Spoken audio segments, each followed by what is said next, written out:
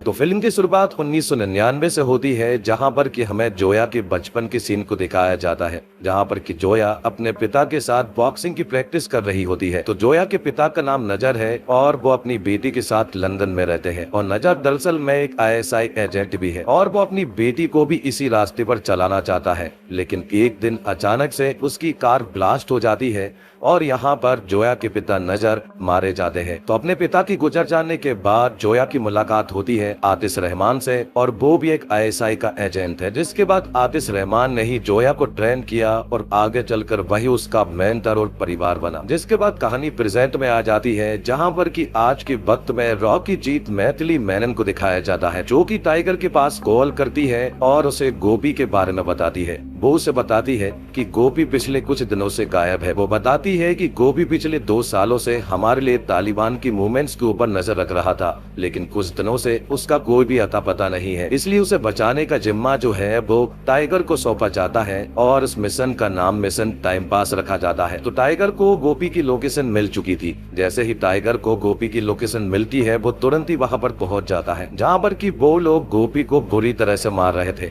लेकिन सही वक्त पर टाइगर आ गया, क्योंकि वो लोग गोपी को जान से मारने वाले थे। तो टाइगर यहाँ पर गोपी को उनके चंगुल से छुड़ा लेता है और अपनी बाइक से उसे अपने साथ ले जाने लगता है। और गोपी यहाँ पर बहुत ज्यादा जख्मी हो गया था, इसी वजह से उसे साथ में रखना ठीक नहीं था। इसलिए टाइगर जो है वो गोपी को अपने एक चॉपर में बिठा देता है, ताकि वो वहां पर सेफ रहे। और यहाँ से टाइगर अपनी बाइक से ऊपर वाली जगह पर जाने लगता है, क्योंकि वहीं पर वो चॉपर आने वाला था। लेकिन तालिबानियों ने टाइगर के ऊपर जाने वाले सारे रास्तों को ब्लास्ट कर दिए थे, जिस वजह से टाइगर अब ऊपर तो नहीं जा सकता था। लेकिन यहाँ पर टाइगर बड़े ही बहादुरी से अपनी बाइक को फुल रफ्तार से ऊपर की तरफ ले जाता है और वहां से जंप लगा देता है अपनी चॉपर की तरफ, और यहाँ पर टाइगर सेफली बच भी जाता है। अब जब टाइगर अपने चॉपर में था, तो यहाँ पर गोपी जो है वो टाइगर को कुछ रहस्य बताता है। वो बताता है कि पाकिस्तान जो है वो कुछ बड़ा करने की प्लानिंग में है। मैं उन्हीं के मूवमेंट को कैप्चर कर रहा था। वो साथ ही वो ये भी बताता है कि हम में से ही कोई एक डबल एजेंट भी है। दरअसल उसका सीधा इशारा जो है वो जोया की तरफ था, और ये बात जब टाइगर सुनता है तो उसे बहुत बुरा लगता है।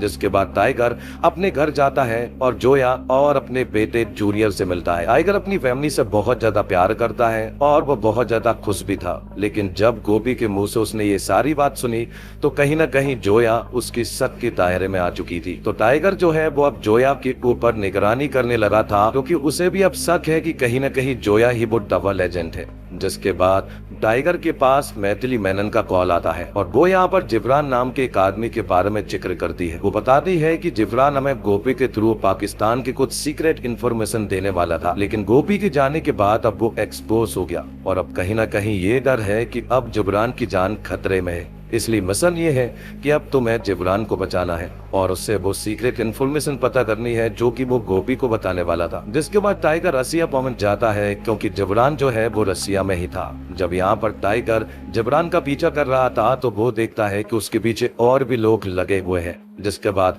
टाइगर जो है वो जिब्रान को प्रोटेक्ट करने लगता है, और तब यहाँ पर बाइक से एक बंदा आता है और वो उनके ऊपर फायरिंग करना शुरू कर देता है। लेकिन आखिर में टाइगर ने उसे मजा चखा दिया था, और आखिर में हमें मालूम चलता है कि वो कोई और नहीं बल्कि जोया ही थी। तो जिब्रान को अपने लोगों के हवाले करने के बाद टाइगर जो है वो जोया के पास आता है, और उसे बहुत बुरा लगा था, क्योंकि वो डबल एजेंट जोया ही निकली। जिसके बाद टाइगर जो है वो जोया के माथे पर गन रख देता है और उससे कहता है कि मरता हुआ इंसान कभी भी झूठ नहीं बोलता। और जब यहाँ पर जोया उससे बोलने ही वाली थी कि तभी अचानक से पीछे से टाइगर के ऊपर हमला हो जाता है और उसे बेहोश कर दिया जाता है। तो जब टाइगर की आंखें खुलती है तो वो खुद को बंधा हुआ पाता है, और उसके सामने स्क्रीन पर आतिश रहमान था। आतिश रहमान जब स्क्रीन पर आता है तो टाइगर उसे पहचान लेता है, और यहाँ पर हमें मालूम चलता है कि दोनों एक दूसरे को पहले से ही जानते हैं। तो आतिश यहाँ पर टाइगर को 2011 की एक घटना याद करवाता है। वो बताता है कि 2011 में लंदन में भारत और पाकिस्तान के बीच एक पीस समिट होने वाली थी, और वहीं पर आतिश इंडिया के चीफ को मरवाना चाहता था, और ये काम उसने जोया को दिया था। लेकिन जोया ने साफ मना कर दिया था कि वो पाकिस्तान की एजेंट है, ना कि तुम्हारी। और जोया ने भी उससे मना कर दिया था कि उसे ये काम नहीं करना चाहिए, लेकिन आतिश तो ये करना ही चाहता था। इसलिए वो अपनी बीवी जो कि प्रेग्नेंट थी वो ये काम करने के लिए रेडी हो जाती है। लेकिन जोया ये बिल्कुल भी नहीं चाहती थी, इसलिए उसने ये खबर रॉ को दे दी थी। और यहाँ पर जब रॉ को ये खबर मिली तो टाइगर ने चीफ को बचा लिया था और यहाँ पर आतिश की वाइफ को मार भी दिया था। तो चीफ को मारने की साजिश में आतिश जो है वो रंगे हाथ पकड़ा गया था, इसलिए पाकिस्तान सरकार जो है वो उसका कोर्ट मार्शल कर देती है। तो अब कहानी प्रेजेंट में आ जाती है जहाँ पर कि आतिश अपनी वाइफ और अपने बच्चे का बदला लेना चाहता है। इसलिए यहाँ पर आतिश ने जूनियर को किडनैप कर लिया था और उसे एक ऐसे इंजेक्शन दे दिया था कि हर 24 घंटे में उसे वो इंजेक्शन देना होगा, वरना जूनियर मारा जाएगा। अगर वो चाहते हैं कि ये इंजेक्शन उसे ना देना पड़े तो उसे उनका एक काम करना होगा। तो जोया और टाइगर तुरंत ही ये काम करने के लिए रेडी हो जाते हैं, क्योंकि उनके पास कोई और रास्ता नहीं था। इसलिए वो आतिश का काम करने के लिए मान जाते हैं। यहाँ से वो तुरंत ही तुर्की के लिए निकलते हैं, जहाँ पर कि उन्हें एक ब्रीफकेस चुराना था और ये काम टाइगर और जोया दोनों ही नहीं कर सकते थे, इसलिए उन्हें एक टीम की जरूरत थी। इसलिए टाइगर तुरंत ही इंडिया कॉल करता है और अपने रॉ के कुछ एजेंट्स को तुर्की बुला लेता है। टाइगर ने पहले ही समझा दिया था कि ये काम बिल्कुल इलीगल है,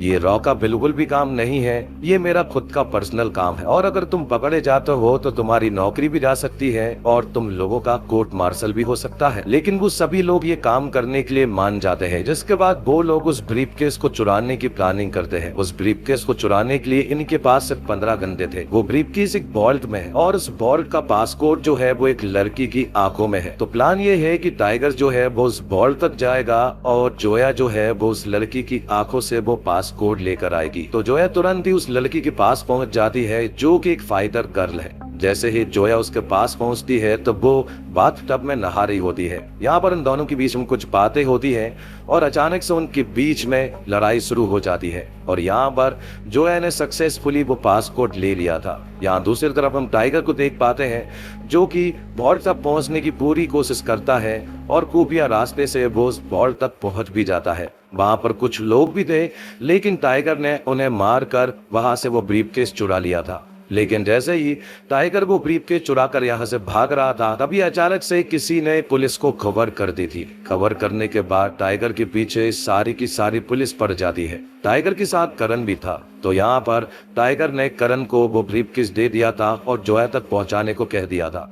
और यहाँ पर पुलिस ने टाइगर को चारों तरफ से घेर लिया था और टाइगर ने भी खुद को सरेंडर कर दिया था। जिसके बाद जोया वो ब्रीफकेस आतिश को देने के लिए जाती है और यहाँ पर हमें मालूम चलता है कि चाइना ने पाकिस्तान को कुछ मिसाइल्स दी थी और उन मिसाइल्स के जो न्यूक्लियर कोड्स है वो इसी ब्रीफकेस में है, इसलिए आतिश इन्हें किसी भी हालत में पाना चाहता था। तो आगे हम देखते हैं कि टाइगर को भगोड़ा घोषित कर दिया था। यहाँ पर टाइगर को पाकिस्तान ले जाया गया था और उसे जेल में भी बंद कर दिया गया था और इंडियन सरकार ने भी कह दिया था कि तुम टाइगर के साथ कुछ भी कर सकते हो। तो यहाँ पर पाकिस्तान सरकार जो है वो टाइगर को मौत की सजा सुनाना चाहती है और उसे फांसी देना चाहती है। लेकिन उससे पहले आतिश रहमान टाइगर से मिलने के लिए आता है और वो उससे कहता है कि मुझे वो ब्रीफकेस मिल गया है, उसमें न्यूक्लियर कोड्स है और तुम्हारा बेटा भी सुरक्षित है और अपनी बीबी जोया के साथ है। आतिश उससे कहता है कि मैंने ही पुलिस को खबर दी थी और मैं चाहता तो तुम्हें वहां भी मार सकता था, लेकिन मैं तुम्हें भगोड़े का टैग देना चाहता था। अब कुछ ही दिनों में तुम्हें फांसी दे दी जाएगी।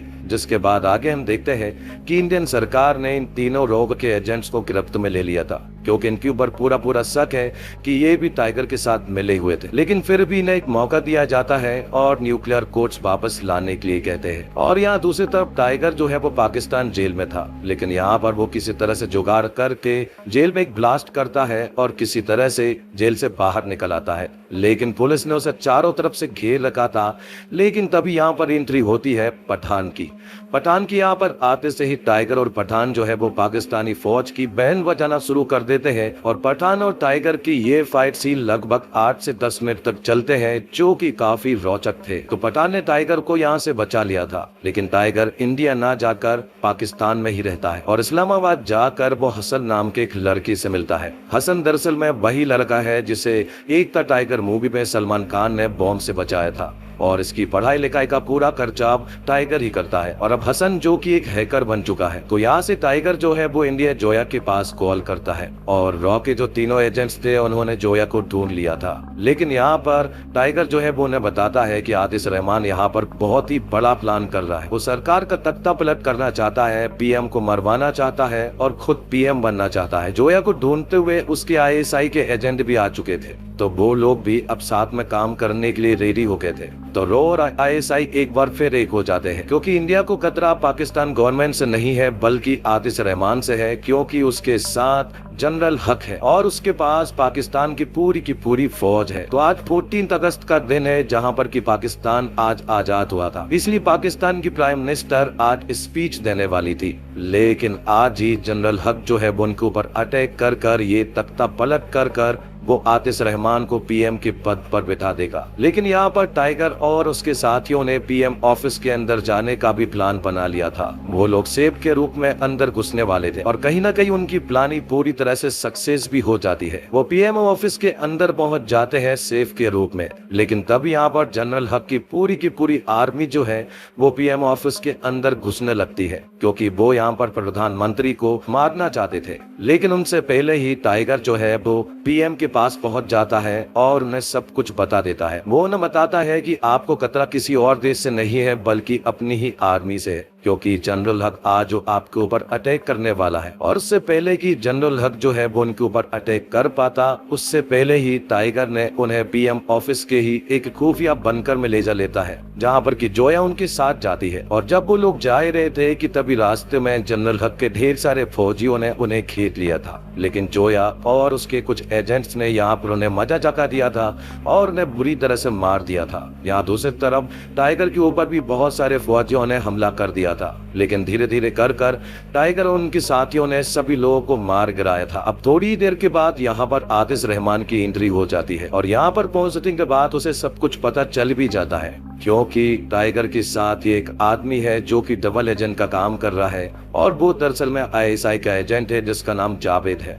और यहाँ पर जावेद के साथ करण भी था। तो आतिश यहाँ पर करण को बेरहमी से मार देता है और ये सारी आवाजें और बातें जो है वो टाइगर और उसके साथी भी सुन रहे थे। तो टाइगर ने जनरल हक को तो अपने कब्जे में ले लिया था और उससे मीडिया को सब कुछ सच बताने के लिए भी कह दिया था और वो बताने के लिए जा भी रहा था। लेकिन रास्ते में ही आतिश ने उसे जान से मार दिया था, जिसके बाद पूरे पाकिस्तान में वो लाइव आकर सभी को बताता है कि जनरल हक को टाइगर ने मार दिया है और प्राइम मिनिस्टर भी उसी के कब्जे में है। तो अब आतिश प्राइम मिनिस्टर को मरवाना चाहता है ताकि ये इल्जाम भी टाइगर के ऊपर लग जाए। तो अब आतिश प्राइम मिनिस्टर को मारने के लिए जान के पीछे पड़ जाता है और एक मूवमेंट के लिए यहाँ पर आतिश रहमान के फौजियों ने टाइगर और जोया और उसके रॉ के एजेंट्स को घेर भी लिया था, क्योंकि उन्होंने हसन को अपने कब्जे में ले लिया था। लेकिन हसन यहाँ पर अपनी कुर्बानी देता है। उसने अपने छाती पर ढेर सारे बॉम्ब लगाकर लाया था और जब वो आगे बढ़ जाता है तो आतिश उसे शूट कर देता है, जिसकी वजह से यहाँ पर एक धमाका तो हो जाता है। लेकिन टाइगर फिर भी उनकी गिरफ्त में था,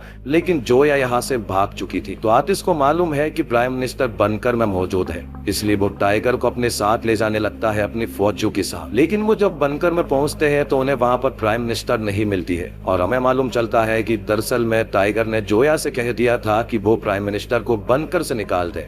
और यहाँ पर टाइगर जब बनकर में पहुंचा तो उसने उसके फौजियों को मारकर बनकर को बंद कर दिया था, जिसके बाद टाइगर और यहाँ पर आतिश के बीच में 1-to-1 फाइट होती है। दरअसल में टाइगर की प्लानिंग ये थी कि वो आतिश को इस बनकर में उलझा कर रखेगा और वहाँ जोया प्राइम मिनिस्टर से स्पीच दिलवा कर पूरे देश को बता देगी कि सच क्या है। तो होता ऐसे ही है, टाइगर आतिश को यहाँ पर उलझा कर रखता है और उनके बीच में तगड़ी फाइट होती है। दोनों में एक दूसरे के ऊपर भारी पड़ रहे थे, लेकिन आखिर में टाइगर आतिश को मार देता है और वहां पर स्पीच भी पूरी तरह से सक्सेसफुल हो जाती है। तो पूरे देश को मालूम चल जाता है कि इन सब के पीछे टाइगर का हाथ नहीं बल्कि आतिश रहमान का हाथ था। तो टाइगर और उसके रॉ के एजेंट्स का ये मिशन पूरी तरह से सक्सेसफुल हो जाता है। उन रॉ एजेंट्स के ऊपर भी लगे सारे चार्जेस भी हटा दिए जाते हैं और अब टाइगर अपनी पुरानी जिंदगी में वापस आ जाता है, जहां पर कि वो अपनी फैमिली के साथ बहुत खुश था।